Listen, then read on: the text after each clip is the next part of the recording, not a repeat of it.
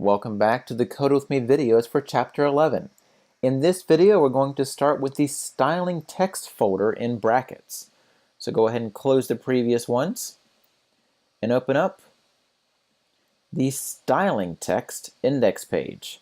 Going to go ahead and load that in the browser as well. Styling text. And here we just have a basic web page with no styling whatsoever because we're going to be adding it. Now, if you saw the previous Code With Me video, you saw the difference between inline, embedded, and external CSS. Well, in this case, we're going to be using external, so that way we get a good practice about using the different elements and using our own CSS file. So the first thing we're going to do is we're actually going to be adding the link tag in this index page. Hyperlink reference, styles, which is different from our previous example, and textstyles.css. As long as your file is named something that ends with .css, then it is classified as a CSS file. So it can be named anything you want: main, text styles, styling for page, or pretty much anything you want as long as it ends in .css. So that way it makes it relatable and readable for the browser to know you have a CSS file. The relationship for this is style sheet. Don't forget the rel.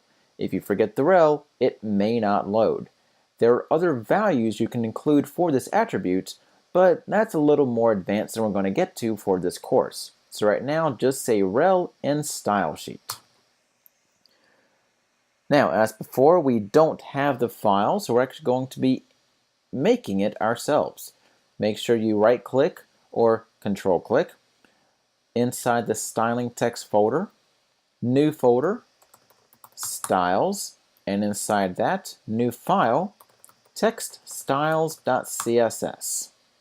If everything works right, you should have a new file inside styling text, styles, and textstyles.css. Not textiles, text styles. Okay?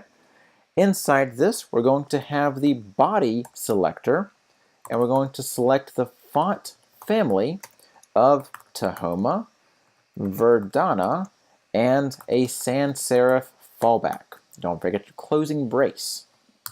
Once you save and refresh the browser, hopefully your browser actually updates with the new font.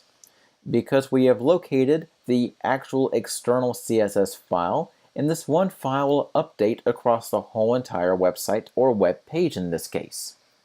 As I mentioned before, in case the first two cannot be found, a good fallback font, which should be installed in 100% of computers, should be able to be loaded. If, for example, you forget the O in Tahoma, then it's going to load Verdana. If you misspell Verdana and forget the A, then it's just going to load a sans serif font, in which case it's the closest thing to Arial. But that way, it has something to fall back to in case the first two can't be found or can't be loaded. Alright, we're back to square one. Good. Next, we're going to go back and we're going to have the CSS rules follow the order of the tags that they appear in the HTML. As the body element is the starting point for what gets displayed in the browser, it should be first in the style sheet. Again, all part of the cascading format. Next, we're going to add the H1 selector because, well, in the page, the H1 is, well, after the body. So we're going to add that next because we're good developers and we have good habits. Inside this, we're going to say font family, Georgia, Times, or Times New Roman, and serif because these are serif fonts. Now, what does that mean? Well, if we take a look at the body actually applies to everything inside the actual body of the page, which includes all the H1s, the H2s, the P tags, the bold tags, everything inside of it. Next, we have the H1 selector, which means that it's going to select anything that is an H1, or in this case, it should be this one right here. And if anything is inside the H1, it's going to modify that as well. Well, if we save and refresh, we notice that the H1 has been modified, but nothing outside of it, because the body has been modified, and the H1 has been modified inside of that. But because the H1 ends, that means that the styling for the H1 also ends. Okay, let's keep going. Going to say H2, and this we're actually going to say font family, and this is going to be a little different. P-A-L-A-T-I-N-O, Linotype. Now the one difference between this and the previous ones is that this font is actually 2 words. It contains a space right here. So what we're going to do is we're actually going to wrap this in double quotes. So that way the actual phrase is translated to the browser versus just 2 different words. If we didn't have the quotes, then it may think, oh, well, this is 2 words and I don't think that's one font, so I'm just going to process it as 2 words and therefore I can't load it and I don't know what to do. So by including the double quotes, we make sure the browser knows this is one phrase. It's 2 words and includes a space, but it's one phrase. You can also wrap the other ones in double quotes if you just want to make it good practice. It's up to you, but if the font does not include a space like this, then you don't need to wrap it in double quotes. Again, you can if you want to. The next font we're going to load is Book Antique, A-N-T-I-Q-U-E. And these are serif fonts. So this way, in case the first one can't be loaded and the second one can't be loaded, we still have a serif font to fall back on. So we save, we refresh, and we notice that the H2s have now been updated. Let's take a look and just misspell that first one, see what happens. There's not much difference. We take a look and we forget to misspell antique right, and now we just have a standard serif font, which in this case doesn't really matter. Your browser may display something different, but in this case we're going to load just this. Alright, so in activity 11.6 we're going to update the body rule and click to the right of the first declaration, adding a new declaration saying font size 60px. But, 60px is way too big and it's gonna be forever for us to go through all this. So what we're going to do is we're actually going to modify this and we're going to scale down. Basically what happened is that the font size cascaded down all the descendants of the body. However, not all text is 60 pixels. If you notice, the H1 up here is very big. H2 is a little smaller, and the P tag is smaller than that. All the H1 is roughly 120 pixels because the H1 element defaults to twice as large. The H2 text is about 90 pixels because it's about 1.5 times as large. The P tag is roughly 60 pixels, and all the small text, like the one down here, is slightly smaller than 60 pixels because of the small element, which defaults at a slightly smaller size. Yeah. Once we go back to brackets, we're going to click to the closing brace of the H2 rule, which I did not add because bad me. We're going to add a new selector, in this case P, closing brace. I'm going to say font size 20 pixels. Okay, save and refresh. And now we see that the body is set at 60 pixels high. Well, that also includes the H1 and the H2, but because we set an overriding for the P selector, the P text is now 20 pixels. If we were to say font size 10 pixels for the body and refresh, you will notice that the items have now been scaled down, but the font size is still 20 pixels. Let's just back up that and go 60. Okay, save, refresh, and there we go. We're back to square one. Now, we're going to go back to brackets and edit the font size declaration in the P rule and set it to a value of 50%. Well, what does this mean? That means that basically 50% of the body, because the P tags are inside the body, 50% of 60 pixels is 30 pixels.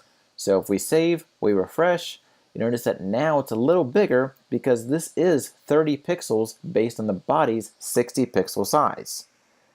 So we're going to now set the body size to 32 pixels. Well, what's going to happen? Now we notice that everything changes. The H1 scales down, the H2 scales down, the P tags scale down as well. The H1 text is now exactly 64 pixels because that's 200% of 32. The H2 is 48 pixels, that's roughly 150% of 32. And all the P tag text is now 16 pixels because that is 50% of 32. And it just goes from there. Again, the whole point of cascading style sheets. So we're going to go back to brackets and edit the font size declaration in the body rule to set a value of 50%. Well, what does that mean?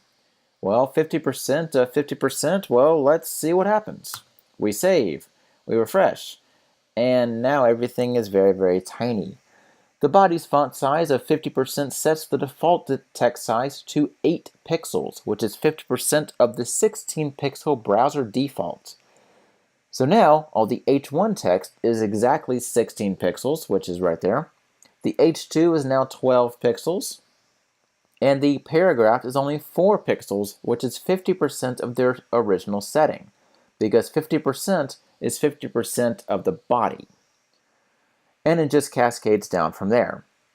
Well, pixels are all fun games, but let's modify this a little more to make it a little more reasonable. So in activity 11.7, we're actually going to go back to the body rule and modify the font size to 1.5 EM.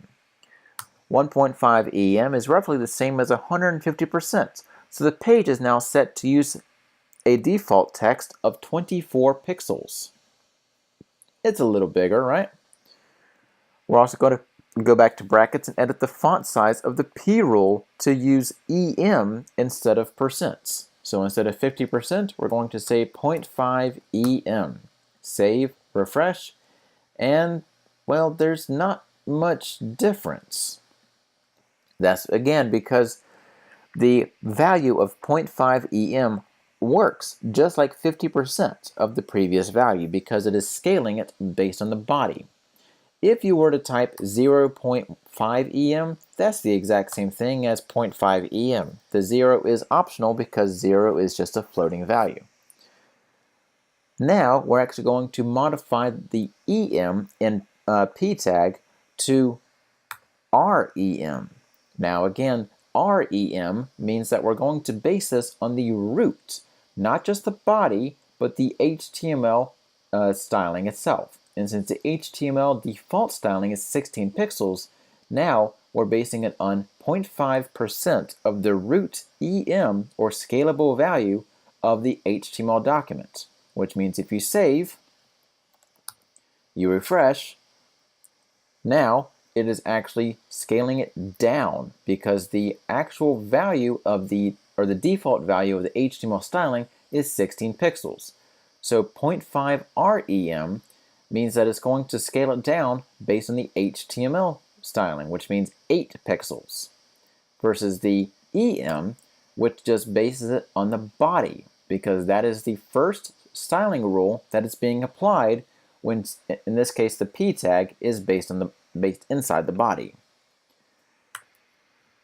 Okay, that's a lot of stuff. What we're going to do is we're actually going to change this to 1.25 REM, which means that the P tags are now 125% of the HTML styling default, which is 16. So let's see, 16 times 1.25, that's 20. So we save, we refresh, and now the P tags have been increased to roughly 20 pixels. Now, we're going to be modifying and experimenting with the viewport sizing in activity 11.8. So edit the font size of the P rule to use 3 VW. Now keep in mind that 1 VW is 1% of the viewport width. So save your changes, go back, and refresh. And you notice that, whoa, that has increased in size quite a lot. Well, why is that? Well, if we decrease the size, you notice that the size of the text itself also decreases as well because it's trying to scale it with the viewport width. You may have some text that changes lines, but overall you'll still have the text scaling with the actual browser. This may be a little confusing when you're dealing with just this, so I recommend playing around with it first so that you have a better idea how to use this versus just throwing in VWs and VHs as much as possible. Alright, in 11.9, we'll actually finalize the font sizes. So what we're going to do is we're actually going to, do we undo that? No, we're not. Okay, yeah. So in 11.9, we're going to go to the very, very, very top and move body down to a new line because we're actually going to be adding a styling element to HTML, in which case we're overriding the default font size. Now the default font size by default is 16 pixels. In this case, we're increasing it to 17 pixels. So basically, the EM will also increase based on the fact that we're overriding the default HTML styling. So if we save, we refresh, you notice that the H1 and the H2 now increase just slightly. Add a new font size declaration of the H1 rule, setting the size to 2.5 REM. 2.5 REM. Whoop, that's body, my bad. Font size 2.5 REM. And that scales it down just a tad because that's 2.5 times of the HTML default value, in which case we overrode to be 17. So the level 1 heading will be about 42 pixels, which is 2.5 times larger than this 17 pixel page default, which we overrode. And we're going to change the P selector font size to 1.2 REM. Save, refresh, and now things look a little better because it's based on the 17 pixel. If we modify this to just 7, then everything scales down. If we increase it to 70, everything scales up because it's based on the root element, in this case, the HTML default styling. Take it back to 17, and we're good to go. Add a new rule at the end of the file, setting the font size to 1 REM for every small element. So we're going to add small, adding the closing brackets because we're good developers. Font size 1 REM, which means that we're setting the font size of small to 17 pixels, or whatever the default HTML font size is, whether or not we overwrite it. So if we go to the very bottom and we see this small right here, is that small? Let's find out. This is a small tag, yes. So we save our CSS, we refresh, and now you can see the small tag has been resized based on the HTML default size that we put in. Okay, activity 11.10. Click after the single declaration in the P tag, rule 19, or in case you don't do spaces, rule 6 or line 16. We're going to add a new declaration for font weight. Now, as always, brackets is going to try to give you more values than you need. Chances are, if you're using font weight, you only have one of two values, bold and normal. Bold allows you to bold the items visually, and normal allows you to have non-bolding aspects, basically removing the boldness. So in this case, we're going to say bold. Don't try to say bolder or 900 or anything like that. Just say bold. That is 99% of what you'll be using anyway. So save your changes, refresh, and now you notice that, hey, all the P tags are now bold, even though they're not actually bold in the code. If you take a look at the code, you notice that it's just a P tag, and therefore we're actually applying the boldness to the P tag in the CSS. Let's see. Anywhere in the font. Okay, we're actually going to take this font weight, right here. We're gonna move it up 4 times. Let's see, we're gonna put it in the H2 rule.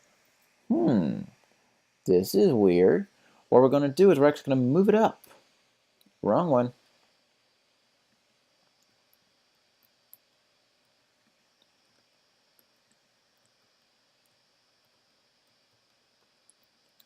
There we go. We're going to put in the H2. But as I mentioned before, H2 elements are already bolded. So what are we doing?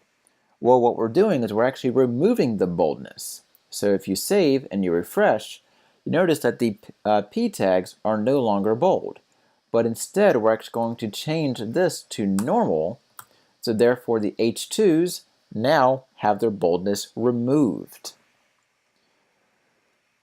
Okay, activity 11:11. After the single declaration and the small rule, at the tail end, we're going to add font style. And again, if you try to add anything else to font style other than italic or normal, then you're just going to get confused. So in this case, we're going to say italic. It's not italicize, just italic. Let's go down to the bottom of the page. Let's refresh. And now all these small tags are automatically italicized. Again, this is just visual and does not modify the emphasis or pronunciation of the words themselves. Next, we're going to go into the H2 for activity 11:12. We're going to say font variant. That is not what I want. Font variant. And chances are you're going to either say this or not say this. Small caps. And of course, don't forget to end with the semicolon. Save, refresh, and now the H2s look a little more professional with small capital letters. Okay, we have done a lot.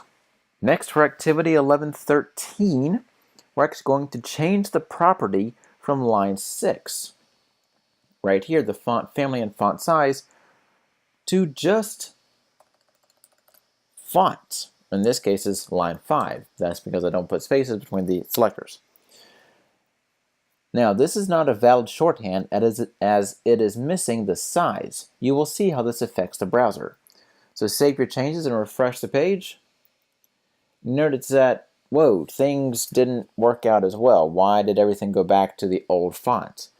Well, that's because everything else decided to take over.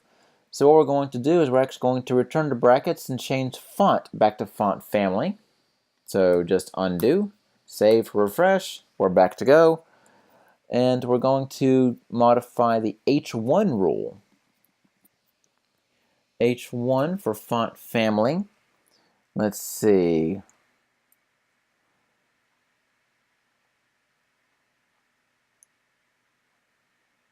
Now this can be combined. Why isn't the other one combined?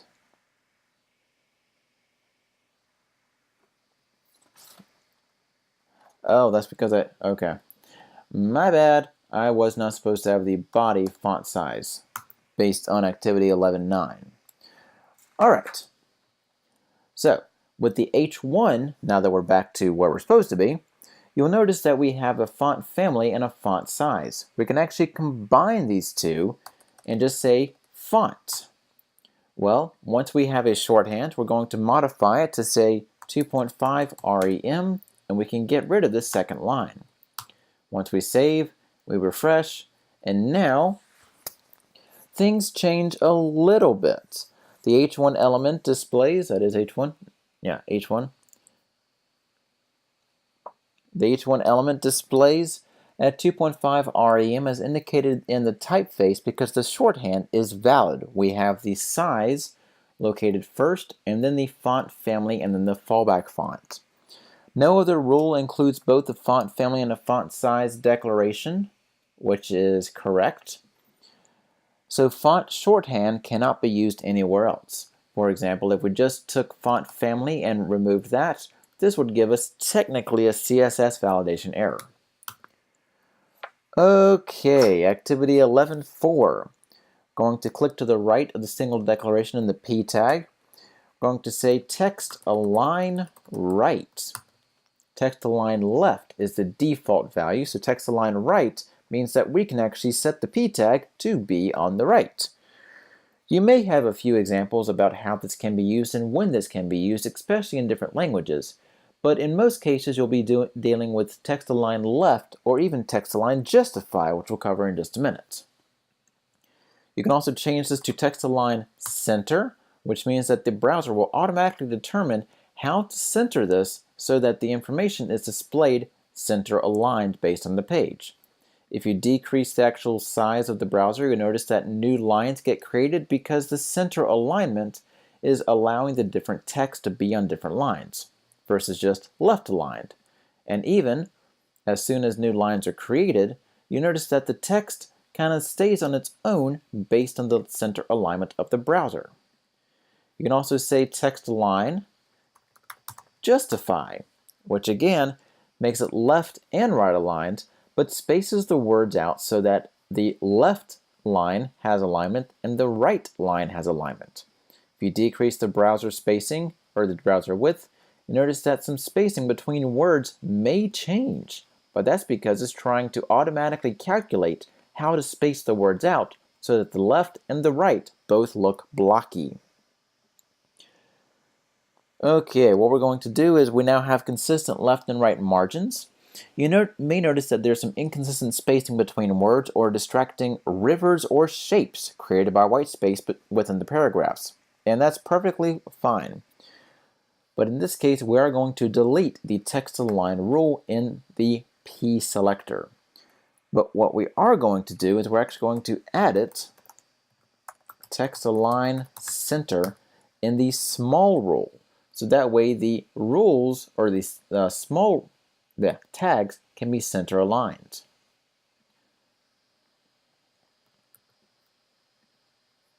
Now keep in mind that they don't change much because the small element is inline, not block level, and they don't span the full width of the page. A box is created by the small element that is only as wide as the text it contains. There is no space inside that box to move the text. So if we were to take a look at the developer tools and take a look at the small element, you notice that it's only as big as the necessary text. If we change the actual display to block, then as soon as you refresh, let's get rid of that, you notice that now it aligns in the center.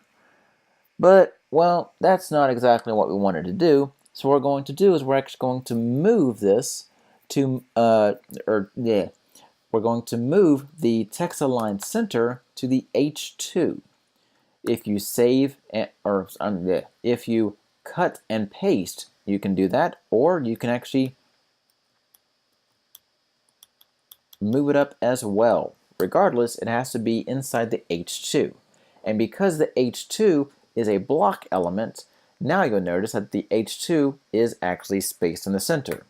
If we take a look at the developer tools, notice that the H2 spans across the whole entire page, whereas the small elements don't. There's nothing in there that spans the whole width of the page because it's just the text. The H2, on the other hand, does because it is a block element.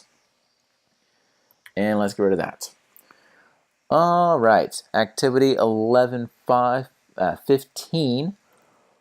We're going to click to the right of the single declaration of the P rule, right here, and add text indent 100 pixels. What that means is that we're actually going to be indenting the first line in the P tags 100 pixels wide. We save, we refresh, and now you can see there's an indentation between the first line and the actual rest of the text. The rest of the paragraphs are not indented, it's only the first line. Now we're going to return to brackets and experiment with different values for the indent, saving the changes and refreshing the page each time. Be sure to resize the browser window each time you test a new value to see if the text indent remains static, as in it doesn't change, or if it varies with the window size. So let's take a look at a few examples. If we say 25%, we save, we refresh, 25% of the browser width. We decrease the size, and you notice that the 25% shrinks with the browser. Okay, that's cool. Let's check out 3M. Save, refresh, and that's not a lot of space because it's only 3 times the size of the font. We decrease the browser, and there is no change.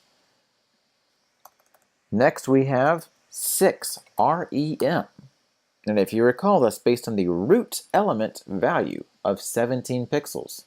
So 17 times 6 is a number, which in this case is 17 times 6 is 102. We save, we refresh, we should have 102 pixels worth of space between the left and the right. If we change the font size of the HTML to something small like 7, well 7 times 6 is 42, so therefore we have less space. Gotta undo that, save, and we're back to where we're supposed to be. Okay, what else do we have? 5VW. Save, refresh, and if you notice, we have 5 times 1% of the viewport width.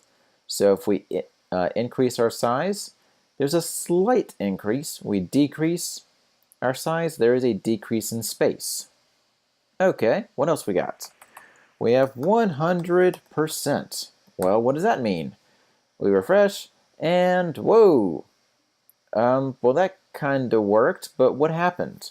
Well, if you take a look over here, you notice that the first letter or the first word has been indented 100% of the browser width, which means that it actually starts over here. The next word starts the next line, because there's not a lot of visible space right here to work with. If you decrease the browser window, you notice that the A and the I stay over here because that is the first word, and it's actually being indented 100% of the browser width. Not exactly the best thing, but this will come in handy once you get into image replacement. And next, let's just do 200 pixels, because like I told you before, negative values can be used. We save, we refresh, and now we see that, well, the first line has been indented negative 200 pixels, which means that it starts way off the browser window. No matter how far we move the browser to the right, we can never see the first portion of that because it has been negatively indented so far.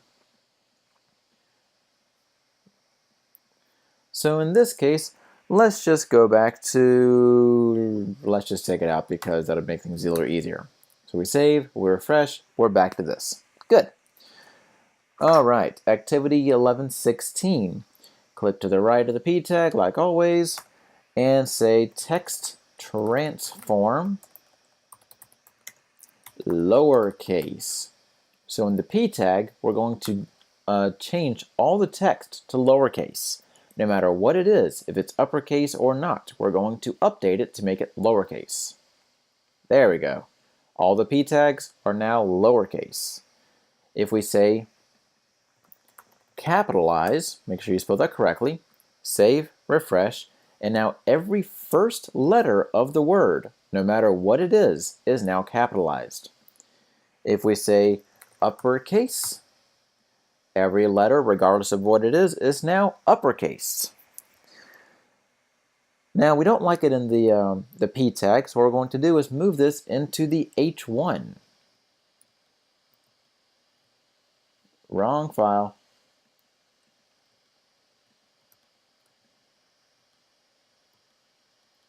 H1, right here.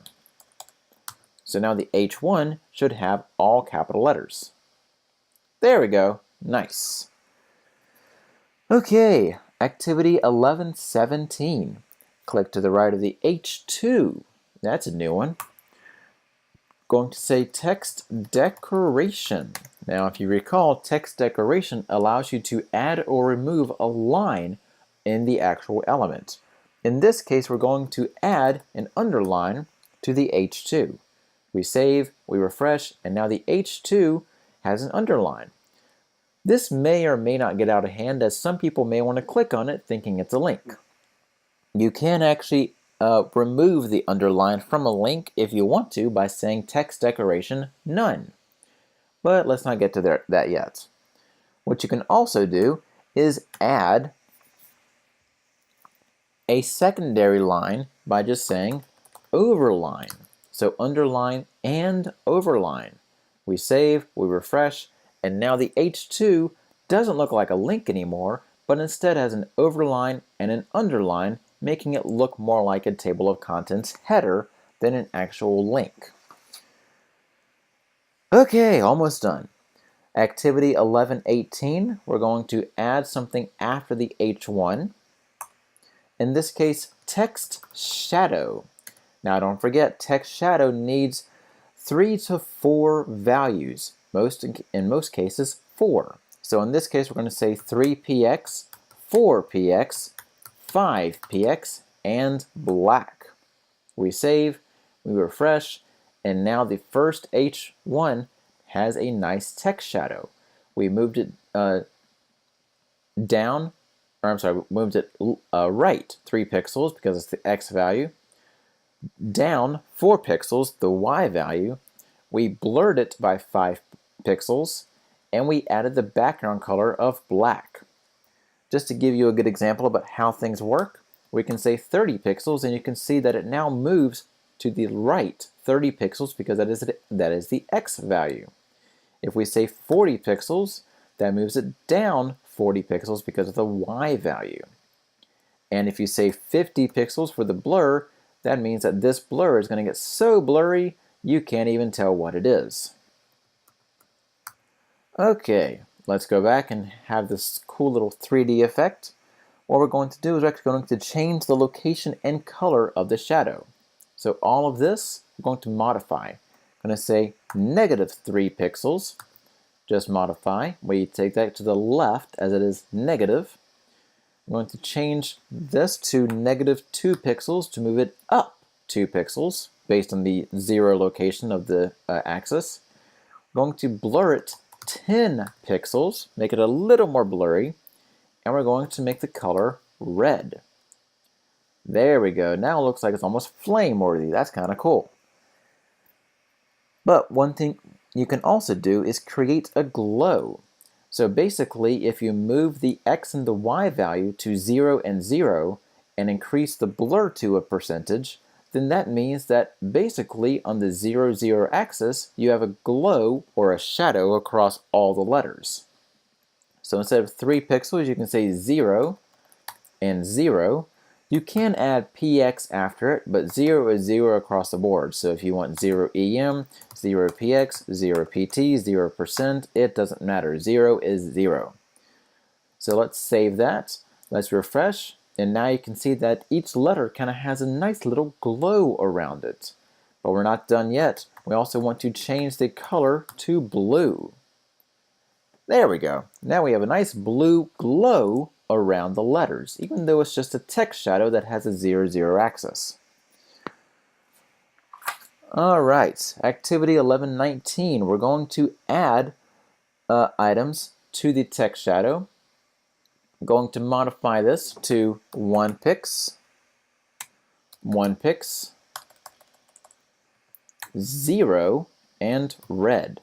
So what does this mean? Well, it means that we're going to move to the right 1 pixel, down 1 pixel, have no glow, and red, which basically means that it's going to look like a double copy of the actual content, just in red. It's a little hard to see, so let me move it down just a tad so you can see what it's actually doing. With no glow, it's basically an exact copy of the letters. As soon as we start increasing the blur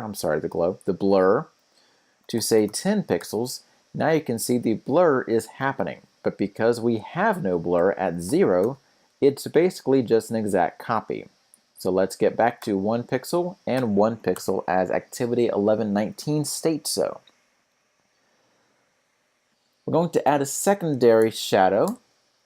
In this case, we're going to create it below the first one. -1px, 1px, 0, and red. Okay, save, refresh, and now we have a weird double glow going on because we have 1px and -1px. Well, let's keep going. A comma, 1px, -1px, 0, and red. comma, negative 1px, negative 1px, 0, and red. We save, we refresh, and now it looks like a red stroke has been created around all the letters versus just a glow. If you were just to say 0, 0 and 3px in the blur, that'd give you a nice blur, but it wouldn't give you an outline for the actual text. Let's increase this font a little bit so that you can actually see the actual glow. There we go. Now, it looks like it has a nice outline around the actual letters versus a glow. Okay. Return to brackets. We're going to add one more text shadow. In this case, 0, 0, 10px, and yellow. That's different. What does that do? That makes the red stroke in the letters and a nice yellow blurred glow behind it. It's a nice little interesting special effect, but again, this is just visual. It does not modify the actual text whatsoever. Okay, activity 1120, we're going to go to the P tag or the P selector and say line height of 30 pixels. We save, we refresh, and now you can see that the lines between the P tags and the P tags themselves have actually increased in line spacing. If we were to increase this to 300, you can see that the spacing between each line has increased. So this way it makes it a little easier to read once it's at a more manageable font size. We're going to actually change that up to say 3REM, which again goes to the root of the document, in this case HTML. So 17 times 3 is 34, 3 times 17, 51. So we save, we refresh, and now there's even more space between the different lines. If we were to say line height 150%, we refresh, and it's a little similar to the one that we had previously. It's now appropriately spaced. I would recommend 1.5 EM or 1.5 REM just to make sure that you have the necessary space between it, but this is a lot easier to read than it was before. If we change the font size to 1.2 REM, thought that's where we're at. Oh, I'm sorry, I messed up. Okay, so line height 30 pixels, and then font size 3 REM. There we go. So now we have the font size of 3 REM, which is 51, and then the line height of 30 pixels. And now you can see that the text itself has actually kind of overlapped each other, and not necessarily the best thing to read. So if we say line height 150%, that means that it's going to take the specified font size and increase it to 150% of the actual font size, which is now easier to read. If we return the values to 1.2 REM and 1.5, which is basically the same thing as 150% or 1.5 EM, that makes it easier to read for smaller fonts. Okay, next in the H1 rule, we're going to add the following new declaration after the text shadow. Letter spacing, negative 10 pixels. A negative value will pull the letters closer together instead of spacing them apart, which is okay, but it kind of makes everything overlap and it's now unreadable. It does create some neat artistic effects, but let's make it a little more reasonable and say 0.5 REM, which again bases it on the 17 pixel default we wrote up above. So half of that is what, 8.5? We save, we refresh, and now it spaces everything out 8.5 pixels because it's 0.5 REM of the HTML root document. Okay, with the word spacing, activity 1122, I'm going to go into the P line or P declaration as well and say word spacing negative 10 pixels. We save, we refresh, and now the words have now been decreased in size or in spacing between them, and makes it a little hard to read. So instead, let's base it on 0.5 rem, basing it again on the root default value of 17 pixels. We refresh, and now it spaces everything out a little better. Not exactly the best thing to read, so one thing we can do is actually move this to the H1 instead, because, well, that's a lot of space between the words. So here we're going to move it to the H1. Save, refresh. There we go. That makes things a little easier to read. We now have a letter spacing and word spacing, making it easier to read for the H1. And the P tags are back to a more readable format. Okay, that was a lot for this video. In the next video, we're going to talk about using different web fonts in your page and going through Google Web Fonts and Font Squirrel to actually use different ones on your page that you may not have on your own machine. If you have any questions about this video or anything in Chapter 11, please send me an email or hit me up on Twitter and I'll get back to you with the best possible answer.